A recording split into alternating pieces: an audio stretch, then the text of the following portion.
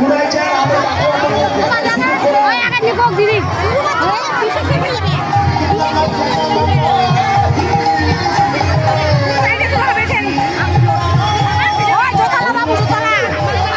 আমি সুবিন অনুরোধ করবো আমাদের ভক্তবিন্দু ছাড়া কেউ যাতে পয়সা ওখান থেকে না নেয়। আমি আমাদের কমিটির সকল ভক্তদের অনুরোধ করবো আপনারা নিজ নিজ পয়সা নিয়ে আমাদের ওখানে দিবেন। আমি করজোর অনুরোধ করবো ওখান থেকে কেউ পয়সা ছিটাবেন নিবেন না, কেউ পয়সা নিবেন না।